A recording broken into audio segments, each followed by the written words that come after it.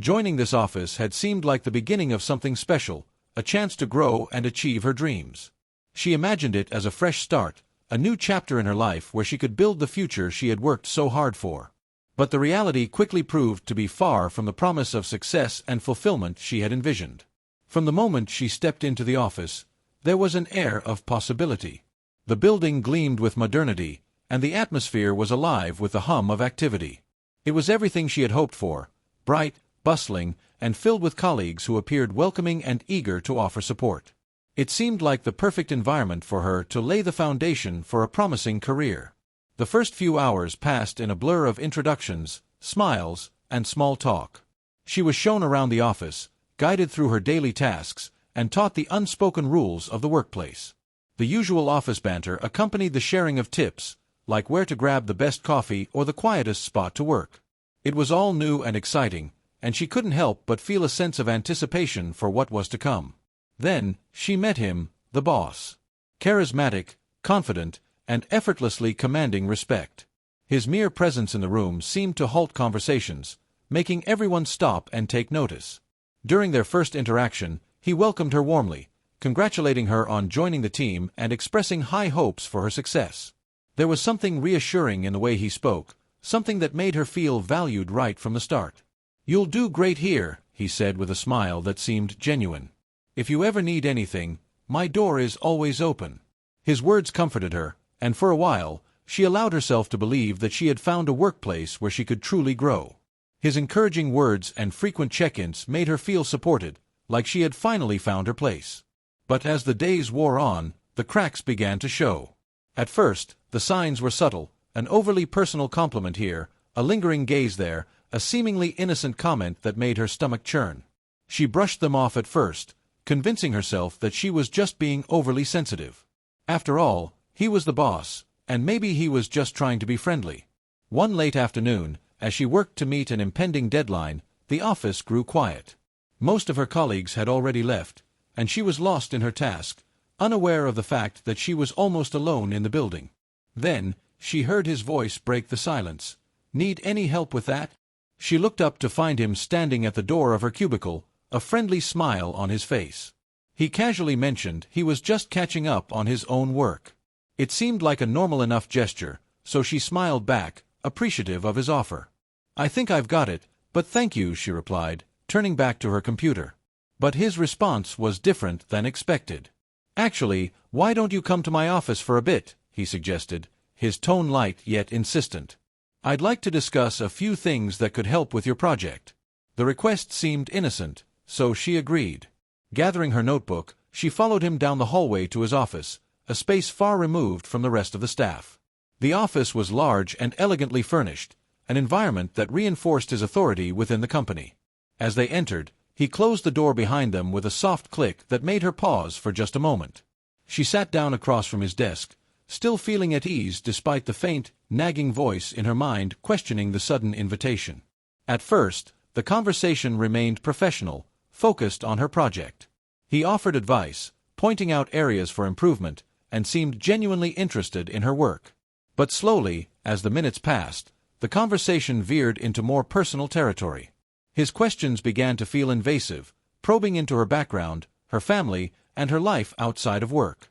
She tried to steer the conversation back to the project, but he persisted in keeping it centered on her. It was only when he leaned back in his chair, his eyes lingering just a bit too long, that she began to feel uncomfortable. "It's important to feel comfortable at work," he said, his voice lowering slightly. "It's like a second home, don't you think?" The comment unsettled her. There was an intimacy in his words that didn't match their brief acquaintance. She nodded, her throat tightening as she managed a polite response, "Yes, I suppose so." From there, the situation only worsened.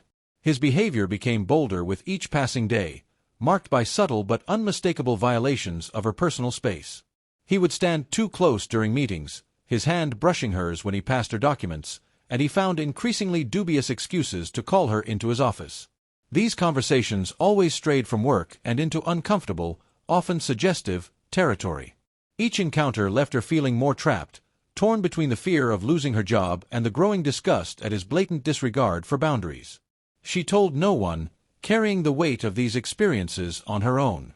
Every morning, she woke with a pit in her stomach, dreading the thought of seeing him again. The breaking point came one evening when she was the last to leave. As she gathered her things, he appeared at her desk, his presence sudden and unwelcome. "Need a ride home?" he asked, his tone drenched in a false sweetness that sent a chill down her spine. She shook her head quickly, her voice trembling as she responded, "No, thank you. I'm fine."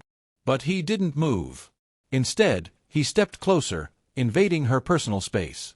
"You're working too hard," he said softly, his voice laced with a sickly kind of concern. "You should let someone take care of you." Her pulse quickened, and she instinctively took a step back, her mind racing. She could no longer ignore the truth. She was no longer just an employee in a workplace. She was someone being preyed upon, trapped in a nightmare she couldn't escape. "I have to go," she said firmly, grabbing her bag and heading for the door. But before she could leave, he reached out, brushing his hand against her arm in a way that felt deliberate and wrong. "You don't have to be so distant," he said, his voice dropping lower. "We could have something special, you know." Her heart hammered in her chest as she pulled away, her voice trembling with an edge of urgency. "This is inappropriate," she said sharply, her words growing more firm. "Please, don't do this." For a moment, his expression flickered, surprise, followed by something darker, something more irritated. "Don't be dramatic," he dismissed her with a wave of his hand, his tone laced with condescension. "I'm just being friendly."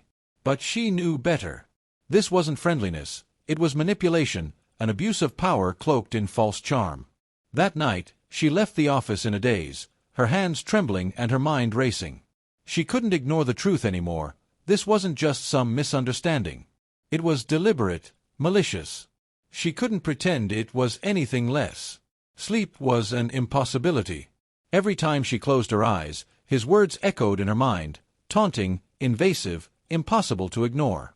Her heart raced with a replay of how close he had stood, how his hand had lingered just a bit too long, and the tone in his voice, so suggestive, leaving no room for misinterpretation. She tossed and turned, thoughts swirling in a chaotic loop of anger, fear, and self-doubt. How had this happened? How had the place she'd thought was an opportunity for growth turned into a nightmare? By morning, exhaustion had set in, emotional, mental, and physical. She stared at her reflection in the bathroom mirror. Her eyes were hollow, her shoulders heavy with the weight of what she had endured. The toll was visible, etched into every line of her face. But what haunted her most wasn't just his actions, it was her silence. She had let it go on for too long, brushing off his inappropriate behavior, convincing herself it wasn't that bad. But it was. It always had been. The tension was unbearable at the office that morning. She avoided his gaze during the meeting, her stomach twisting in knots every time he spoke. It was as though he knew the power he held over her, and he wielded it with calculated ease. Later, as she sat at her desk, unable to focus on her work, she noticed a colleague passing by, someone she had always admired for her strength and composure. On impulse, she called out to her, asking if she could spare a few minutes. They found a quiet corner in the break room, away from prying eyes. She hesitated at first, her throat tight as she searched for the right words. "I need to talk to someone," she began, her voice barely above a whisper. "Something's been happening, and I don't know what to do." Her colleague's expression softened, her brow furrowing in concern. "Go on," she said gently. "You can tell me." As the words spilled out, a wave of relief washed over her. She described everything, the inappropriate comments, the lingering touches, the late-night meetings that had crossed every boundary. Her colleague listened intently, her eyes darkening with each new detail. When she finished, there was a long silence between them, broken only by the faint hum of the vending machine in the corner. "You're not the first," her colleague said quietly, her voice tinged with both sadness and anger. "He's done this before." The discomfort in the room grew, pressing in on her chest. The memory of his words, the way he had invaded her space, made her feel powerless, was impossible to ignore. Then came the compliment, the one that had sealed it all. Out of nowhere, he had said it, as if it was just another casual remark. "You know," his voice dropping slightly, "you're not just talented. You're quite attractive, too. I'm sure you hear that a lot." Her heart skipped a beat. She forced a smile, pretending to laugh it off. "Thanks, I guess," she said, looking down at her notebook, desperately searching for a way to change the subject. But she knew, she could feel the shift in the air, the change in his tone. What had been friendly was now something darker, unsettling. He moved closer, circling around her desk, his presence looming over her as she sat in the chair. The room seemed to shrink, the air growing thicker. "I hope you don't mind me being honest," he said, his voice low, almost whispering. "I like to have a good relationship with my team. A close relationship." Alarm bells rang in her mind. Every instinct screamed at her to leave, but she felt trapped by his authority, by the closed door, by the realization that she was alone with him. She stood up abruptly, the chair scraping against the floor as she tried to make her exit. "I should probably get back to work," she said, forcing a smile she didn't feel. But he didn't move. "No rush," he replied smoothly, stepping closer. "You're doing great work. Really exceptional. I think we could make a good team, you and I." The words hit her like a punch to the gut. The meaning behind them was unmistakable, and it was more than she could bear. She took a step back, feeling the door handle press into her back. Her heart pounded, adrenaline kicking in as the full weight of the situation slammed into her. "Thank you for your time," she said, her voice shaking, reaching behind her to turn the knob. Before she could leave, his hand shot out, landing on her arm and stopping her from going. The touch sent a shock of fear through her, and she instinctively pulled away. "I need to go," she said firmly, meeting his eyes with a mix of fear and defiance. The moment stretched on, silence filling the room like a suffocating blanket. Then, finally, he stepped back, raising his hands in mock surrender, a smirk tugging at the corners of his mouth. "All right," he said lightly, as if nothing had happened. "We'll talk more tomorrow." As she left the office, her legs felt like jelly, her skin crawling from the encounter. She had no idea what to do, whom to tell, or how to process what had just happened. All she knew was that she wasn't safe anymore. The job she had once believed was a dream was rapidly becoming a nightmare. The air in the office felt oppressive as she walked toward his office again that evening. The building had quieted down, the noise of activity replaced by the soft ticking of a wall clock and the faint hum of a copier. She clutched her notebook tightly, trying to focus on the project she was about to discuss, but the unease gnawed at her, an unease that wouldn't let go. She felt a cold weight settle in her chest as she stepped into his office, the unsettling tone of her boss's voice echoing in her mind. It was unusually casual, almost too personal, and it didn't sit right with her. He was already seated behind his large desk, leaning back in his chair, as though he had been waiting for this moment. The bright city lights streaming through the windows bathed the room in a surreal, almost cinematic glow. "Come in," he said, gesturing to the chair in front of him. His smile, once reassuring, now seemed misplaced, too familiar for a professional setting. She sat down, placing her notebook on her lap, preparing to dive into the work at hand. But instead of discussing the project, he began with small talk. At first, it seemed harmless. He asked about her weekend plans, her family, and whether she was enjoying her time at the company. She answered politely, trying to steer the conversation back to business. But he kept pushing, his questions becoming more personal by the second. "You're not married, are you?" he asked suddenly, his tone far too casual for such an intrusive question. She hesitated, feeling a tightening grip on her notebook, her unease growing with each word. "No," she replied curtly, hoping the answer would end the line of questioning. He leaned forward, his eyes narrowing slightly. "Good," he said with a smirk, his voice thick with something she couldn't quite place. "You're too young to settle down. Someone like you should enjoy life while you can." Her heart sank, a wave of discomfort rushing over her. She forced a nervous laugh, trying to deflect his comment. "I guess we should get back to discussing the project," she said, her voice shaky but firm.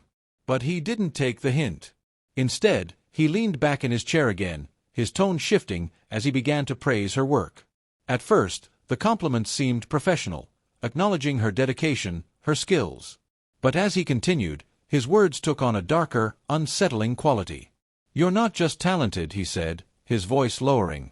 "You're beautiful. It's rare to find someone who has both." Her breath caught in her throat.